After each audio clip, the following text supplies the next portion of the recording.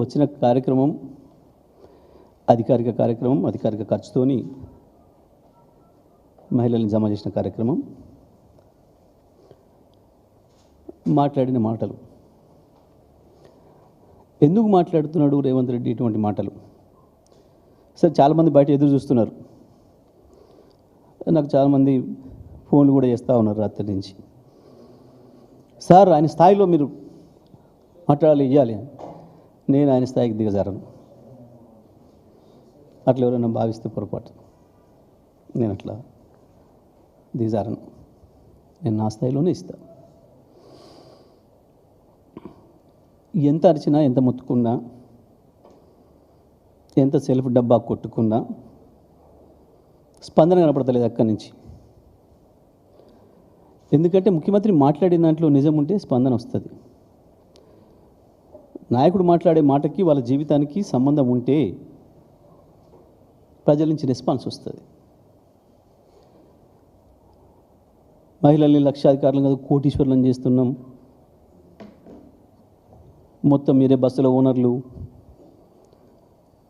మొత్తం పవర్ ప్లాంట్లకు మీరే ఓనర్లు, మీకు వేల కోట్ల రూపాయలు రుణాలు ఇచ్చినాం, ఇట్లాంటి అబద్ధాలు మాట్లాడుతుంటే అసలు వాళ్ళ జీవితంలో ఏది సత్యం కానిది ఉన్నదా? అక్కడ ఎదురుగా కూర్చున్న ఒక్క మహిళ బస్సు ఓనర్ ఉందా? అక్కడ పవర్ ప్లాంట్ ఓనర్ ఉందా అని ఎదురుగా?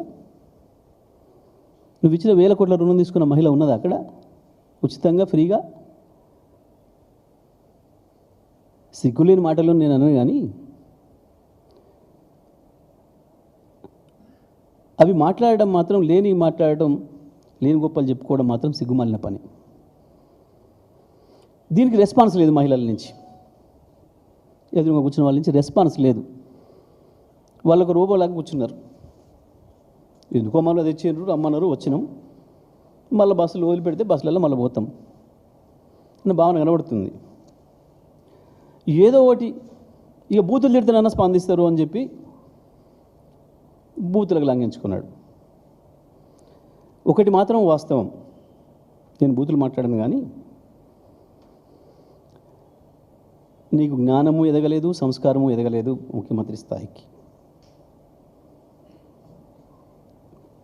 ఒక సందర్భంలో ఎవరికైనా అదృష్టానికి ఉట్టి మీద పడ్డదని చెప్పి కొన్ని వస్తాయి అవకాశాలు. ఆ స్థాయికి ఎదగగలిగితేనేమో నిలబడతారు, ఎదగకపోతే చరిత్ర హీనులు అవుతారు, కాలగర్భంలో కలిసిపోతారు. అందులో నువ్వు ఒకడివి.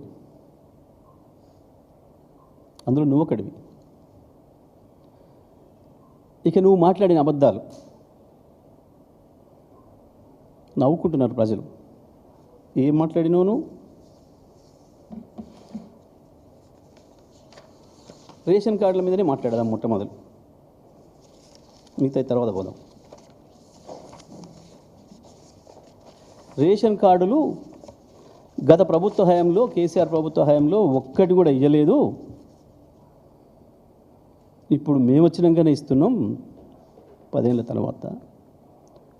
అసలు రేషన్ కార్డులు ఇవ్వటం ఏంది, ఇంకా రేషన్ కార్డుల కొరకు ఎదురు చూడేం తర్వాత మాట్లాడతా, కానీ మేము రేషన్ కార్డులు ఇచ్చినాం మా ప్రభుత్వ హయాంలో అని చెప్పడానికి నీ బట్టి విక్రమార్క సాక్ష్యం.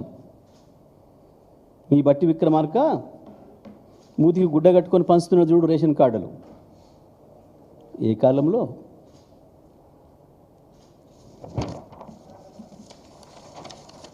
ఇగో ఇది మహిళ చేతికి అందిస్తున్నాడు చూడు రేషన్ కార్డు.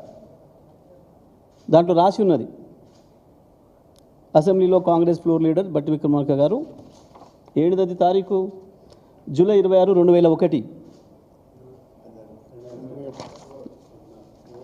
2001 జూలై 25, 2021 ఆయన ట్వీట్లో పెట్టుకున్నాడు. ఇది ఎక్కడనో పేపర్లలో ప్రింట్ చేసి మేము ఇప్పుడు ఏఐ ద్వారా సృష్టించక రాలే. ఇది ఆయన ట్వీట్, మీరు ఇవాళ తీస్తే కూడా ఉంటుంది. ఈ రెండు వారియే. ఓకే,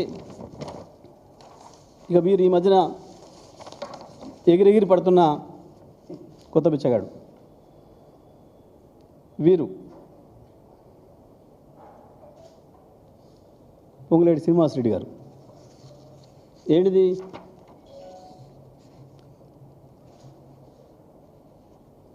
శ్రీనివాస్ రెడ్డి అలియాస్ సీనన్న, Khammam, ex-MP, TRS state leader.